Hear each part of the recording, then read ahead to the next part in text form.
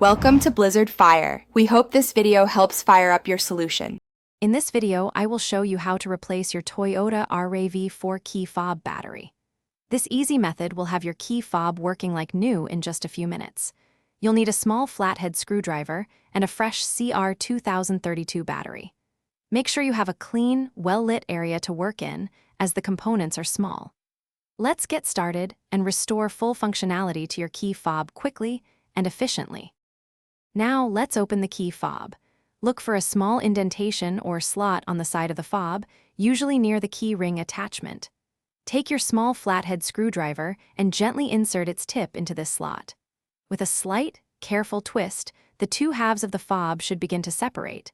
Be gentle to avoid damaging the plastic casing or internal components.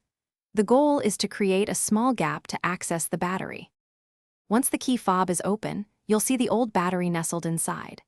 Gently pry out the old CR2032 battery using your screwdriver, being careful not to touch any other internal parts. Pay close attention to the orientation of the old battery, noting which side is facing up. Now, take your new CR2032 battery and insert it with the positive, plus, side facing upwards, matching the original orientation. Ensure it sits snugly in its compartment. With the new battery in place, it's time to reassemble your key fob. Carefully align the two halves of the casing, ensuring all the buttons and internal components are properly seated.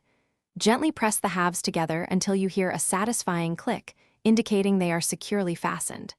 Give it a quick squeeze around the edges to confirm it's fully closed. Finally, test your key fob with your vehicle to ensure all functions are working correctly.